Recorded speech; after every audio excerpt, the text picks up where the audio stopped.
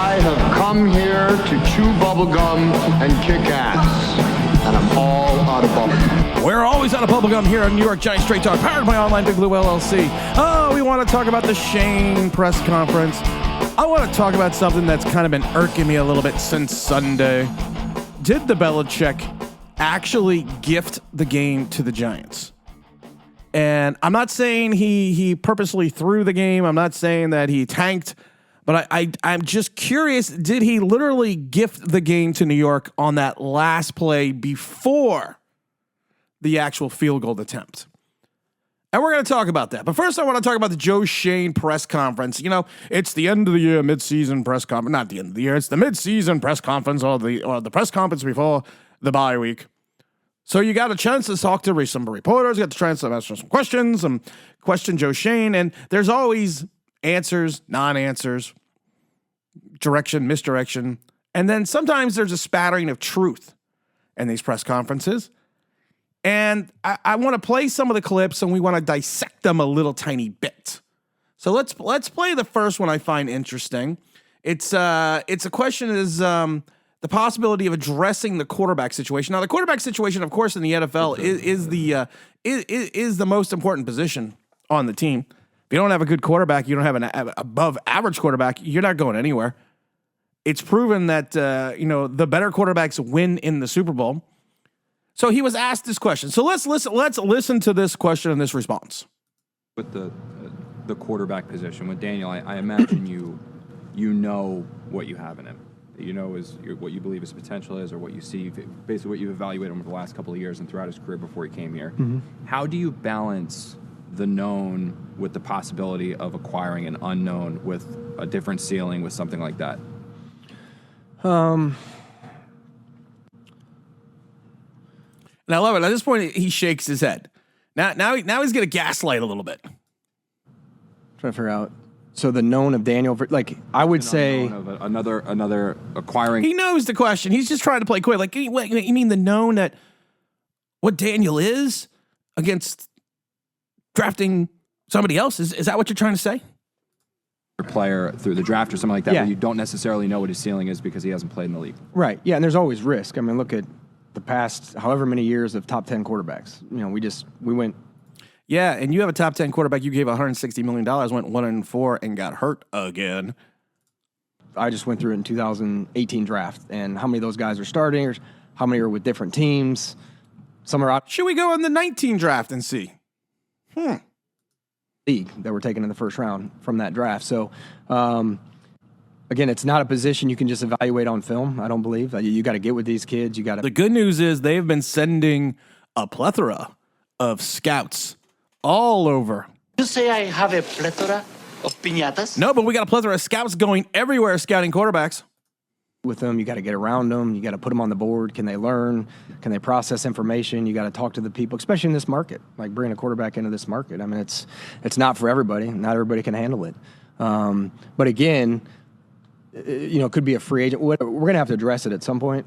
You're going to have to address it at some point. And he's going to say it could be a free agent, could be vis-a-vis the draft, but we'll just wait a second here. Again, that may be. We have a UFA here that we could always sign back. So there's different ways. You have an undrafted free agent in Tyrod Taylor. You could always sign back, but you don't know if Tyrod wants to come back. Could address the position, but there's no guarantees as of right now that Daniel will be ready week 1. So that's how you got to approach it. Like, who can we bring in that can maybe help us win a couple games while Daniel gets healthy, or maybe Daniel will be ready week 1. There's just some unknowns right now, and we'll know as we get closer to free agency where he is in his rehab and how we need to approach the offseason. Tommy DeVito is not really a thought here. He mentions him briefly, but he's not really a thought. It's all about what we could do to get this team ready before Daniel Jones comes back. So in some ways, it seems like he's addressing the elephant in the room that, and we all kind of know it. You have a $68 million dead cap number. He's taking up like 18% of your cap space. Daniel Jones is going to be back.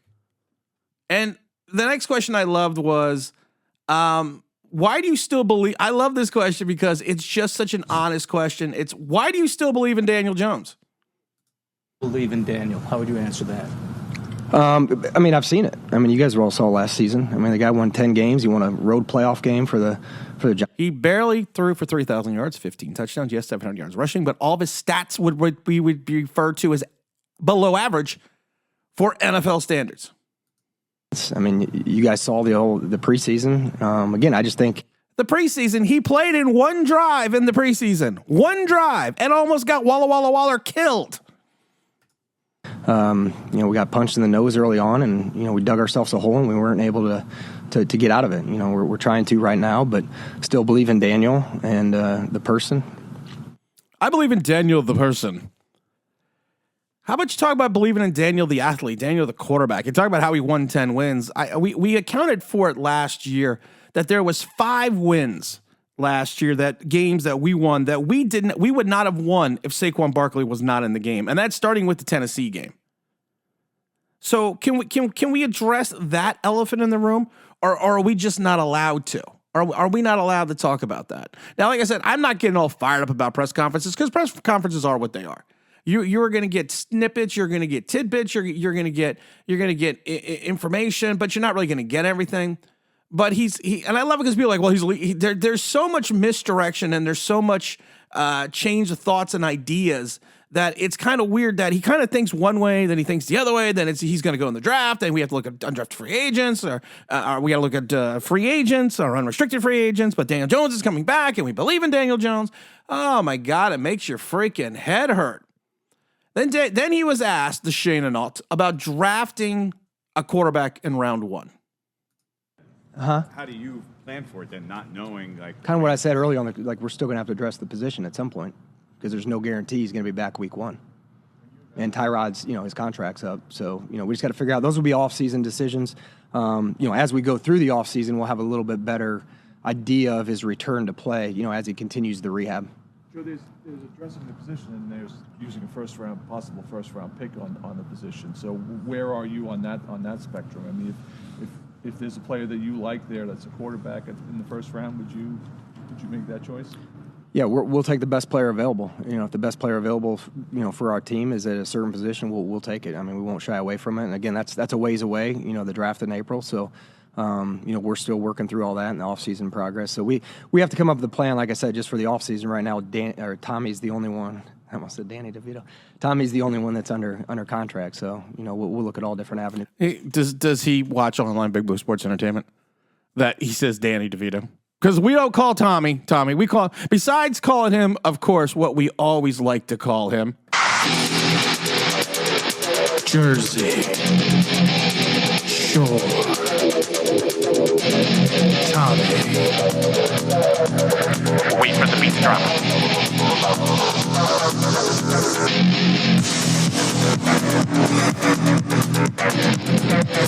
We call him Danny DeVito here. We call him Danny. How often do we call him Danny DeVito on the show? At least 7 times a game. I'm not thinking that the Giants are going to get. I'm not thinking the Giants are going to give away any information on November 27th about what their draft status is. I'm not going to go crazy about what Schoen says now compared to what he's going to say down the road. He's committed $160 million. Yes, only 90 of that is guaranteed to Daniel Jones. He's got a $68 million dead cap number next year. He's got almost $25 million in a dead cap number the following season. Daniel Jones, for good, bad, or worse, is going to be on this team. We're probably going to have to see, unless they go a totally different direction, year 6 at some point in time of Daniel Jones. And I know it disgusts a lot of fans. You had the open letter to the Giants about people revoking their fanhood, and you got people on Twitter blasting them about it.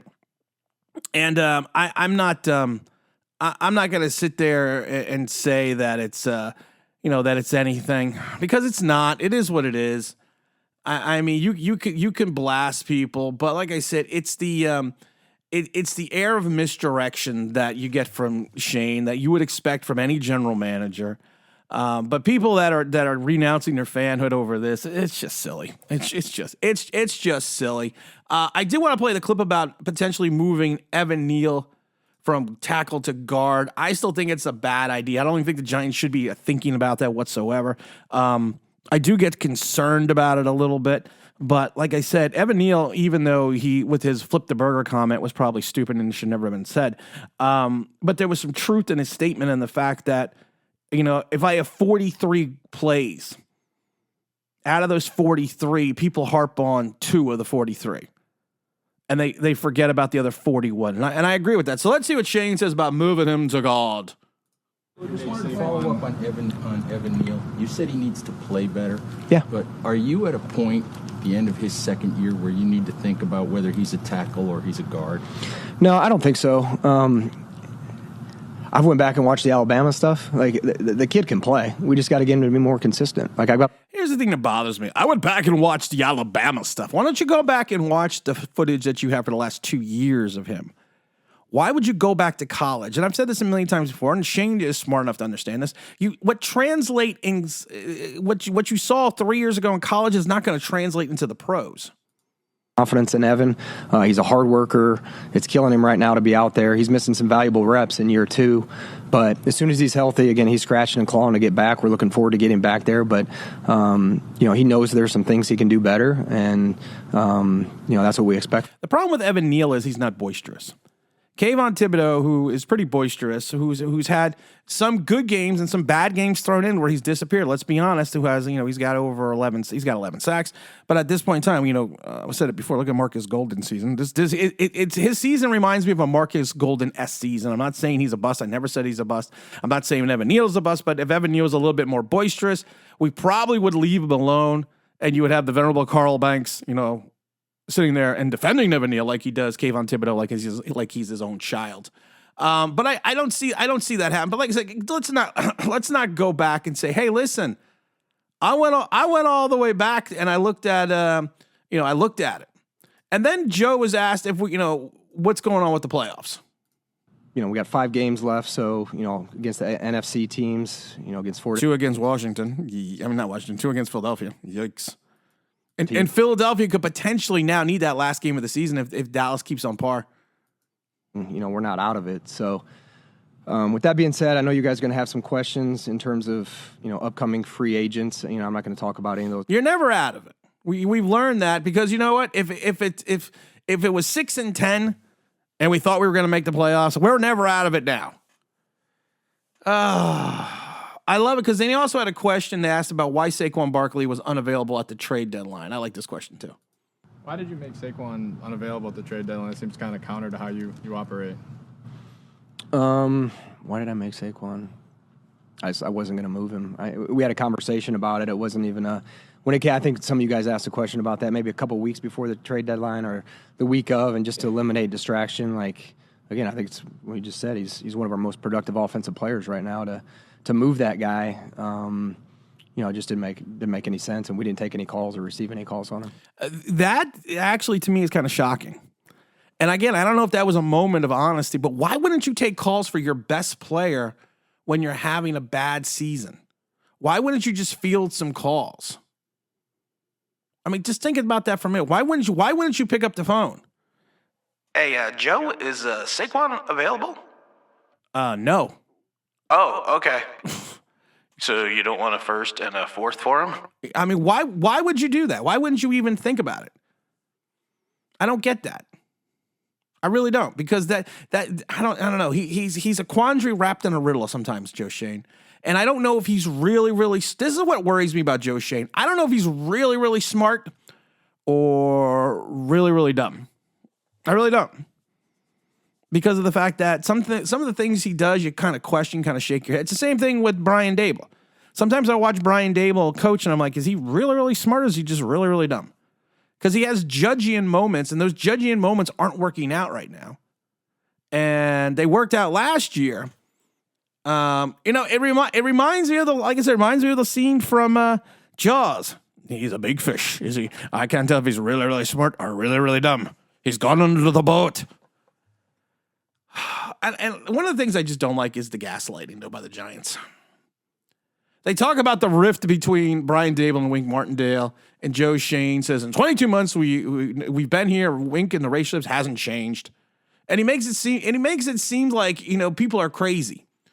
It's like, yeah, no, and I love it because he does the same thing. He does the same thing that Brian Dable does. He goes, what are you talking about? There's a problem with Wink and them? It's like, yes, there's a problem with Wink and them. You've seen it on the sidelines. You've seen it before. There's an issue. He gaslights the hell out of people with shit. I love it. Shepard and Slayton get into an argument. Dable's got to come over. No, there's no argument. Well, I don't know what you're talking about. Argument? What argument? I keep bringing something up, and I'm going to get to the Belichick thing right now, but I keep bringing something up that's worrying me about Tommy DeVito. I'm going to post it on Twitter. Now, Tommy DeVito is not the answer. He's not the future. We all know this. He's a great story. People that are comparing him to Drew Brees are just fucking nuts. But there is just something that's bugging the hell out of me, and I thought that Belichick would take advantage of it, and there was some batted down balls. But if you watch Tommy DeVito's windup, he's got such a big windup, and he exposes the ball at one point in time during this windup. He's got almost like a pitcher's windup. And if you watch, I'm going to actually post a screenshot today after I post this video. You can see, and I get worried about it because Belichick was already batting down some balls, and I'm worried about as more and more film gets on this, that more balls are going to be knocked out of his hand because of his throwing motion. It's almost like an over-elongated pitcher's motion at times. And I'm kind of worried about that. The last thing is the Belichick. Everyone's like, the Belichick. I was trying to figure out, is the Belichick, like Jules, he's either really, really smart fish or really, really dumb. Did he give away the game on Sunday? And I'm not saying he threw the game, but did he make it a little bit more difficult for his rookie kicker? Think about this for a second. You are driving down.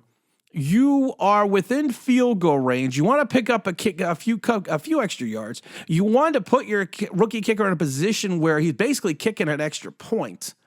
Now, of course, extra points have been moved back, so it's a little bit more difficult. But you have this rookie kicker coming in, and instead of putting him between the hash marks, like you probably should, like it's an extra point, they run a play to the far right hash mark, which I thought was really weird in the rain, bad weather, wind, that you're not going to try to have more of a straight-on attempt, that the play went to the right hash mark. They literally kicked from, you watch it, they literally kicked from the far right, it's only one hash mark. They literally kicked from the right hash mark. And I just thought that was weird as a coach that's been in this league since the 70s, that he turned around and put his rookie kicker in a position to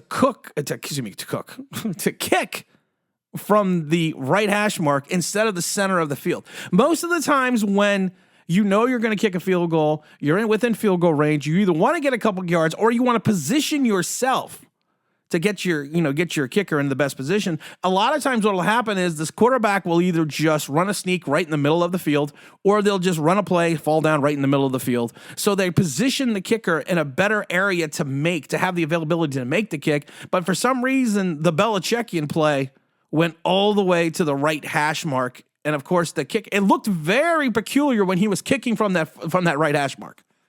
So it's almost like, was Belichick just trying to give us the game so he could, well, not really give us the game, but make it a little bit more difficult for them to win the game so they can get a higher draft choice? You want to talk about, Doug Peterson in the, in the Philly fiasco during that Joe Judge 6-10 season, where everyone's like, well, he threw the game so we wouldn't make the playoffs. Just think about that for a minute.